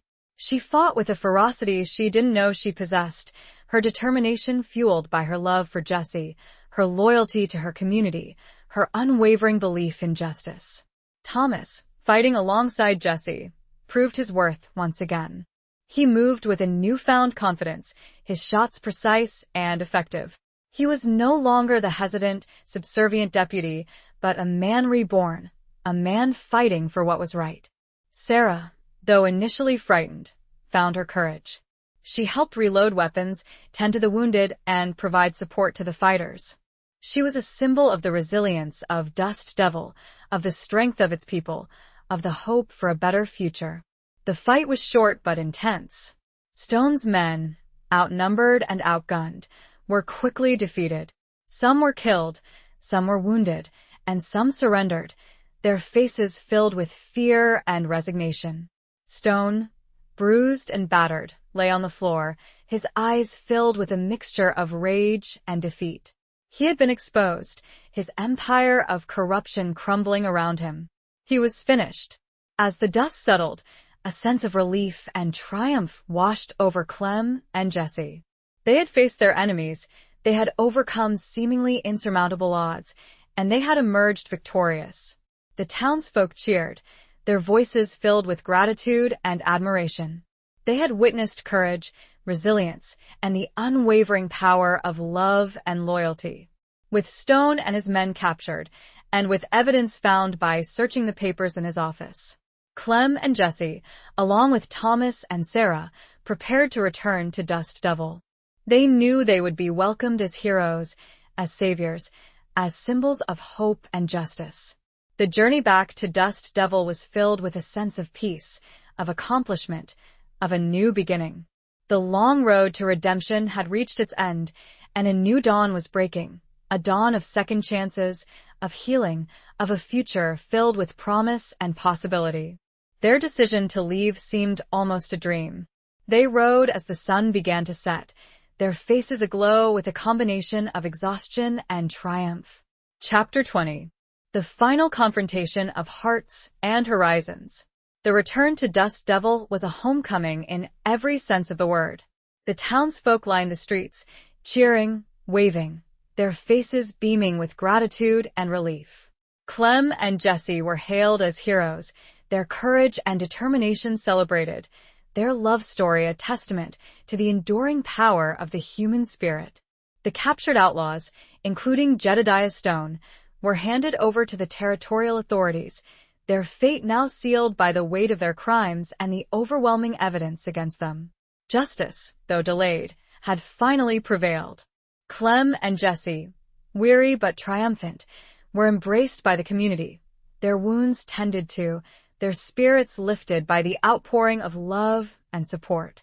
They had faced their demons, conquered their past, and secured the future of Dust Devil, a future free from the grip of corruption and fear. But their journey wasn't just about defeating their enemies, it was about finding their place in the world, about defining their own destiny, about building a life together based on trust, respect, and unwavering love. They had initially planned to leave Dust Devil, to seek a new life in California, but the events of the past few weeks had changed their perspective. They had realized that Dust Devil wasn't just a town, it was a community, a family, a place where they belonged. They decided to stay. They would rebuild their lives in Dust Devil, not as outsiders, not as fugitives, but as integral members of a community that had embraced them, that had fought alongside them, that had trusted them with its future. Clem reopened her general store, with Sarah as her partner, their combined skills and experience making it a thriving hub of commerce and community. They expanded the store, offering a wider range of goods, creating a welcoming space where people could gather, share stories, and build relationships. Jesse, with his knowledge of the outlaw world and his innate sense of justice, accepted the position of sheriff, vowing to uphold the law, to protect the innocent, and to ensure that the corruption that had once plagued Dust Devil would never return. He was a fair and compassionate sheriff, respected by the townsfolk, feared by the criminals, and loved by Clem. Thomas, fully redeemed, became Jesse's deputy, his loyalty and experience invaluable assets to the law enforcement efforts. He had found his purpose, his place in the community, and he served with dedication and integrity. Sarah blossomed under Clem's mentorship, becoming a strong and independent businesswoman, a leader in the community, and a symbol of hope for the future. She had found her voice, her strength, and her purpose. Clem and Jesse, their love deepened by their shared experiences, by the challenges they had overcome, by the sacrifices they had made, finally found the peace and happiness they had longed for. They built a home together, a haven of love and laughter, a place where they could raise a family, create memories, and grow old together.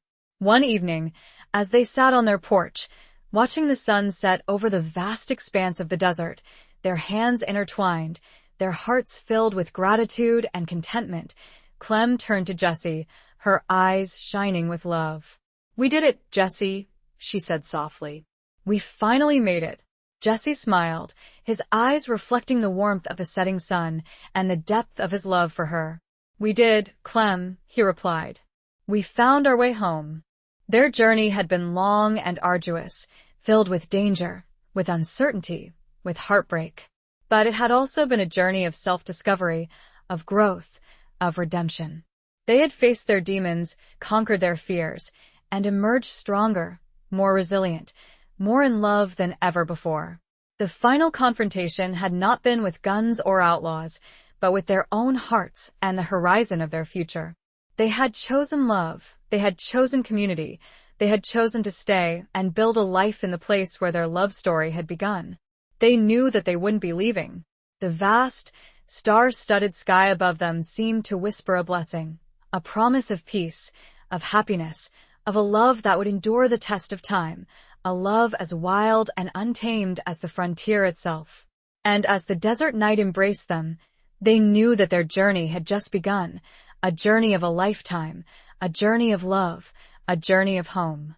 The gentle breeze carried the scent of sage and dust, a familiar and comforting aroma that spoke of resilience, of survival, and of the enduring spirit of the West, now intertwined forever with the enduring spirit of their love.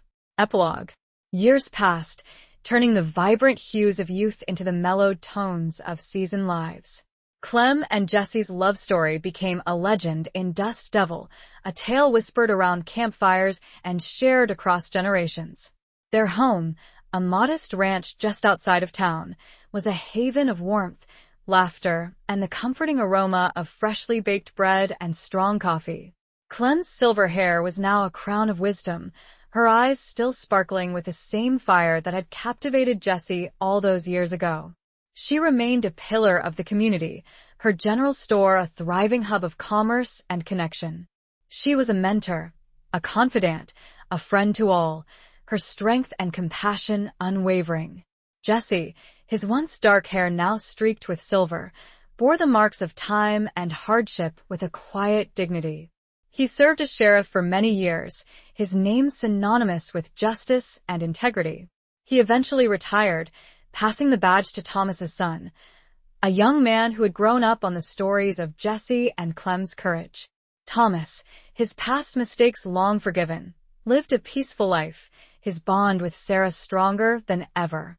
He often visited Clem and Jessie, sharing stories, laughter, and the quiet satisfaction of a life redeemed.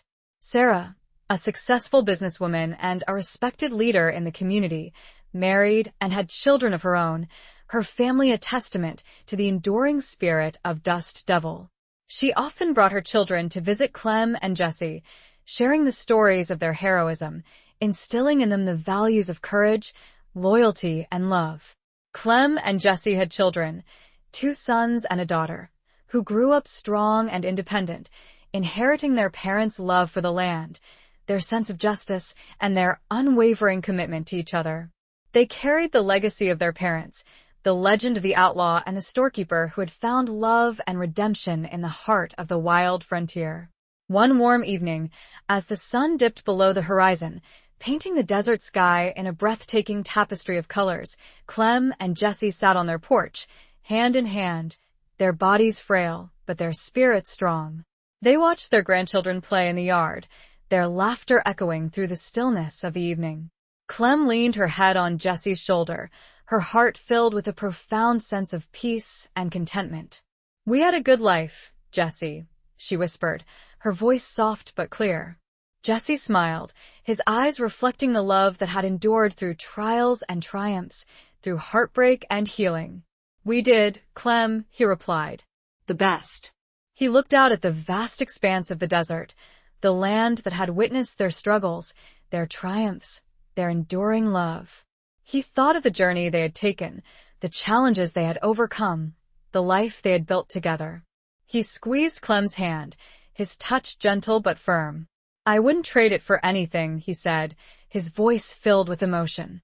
As the stars began to appear in the darkening sky, Clem and Jessie sat in silence, their hearts overflowing with gratitude, with love, with the quiet satisfaction of a life well lived.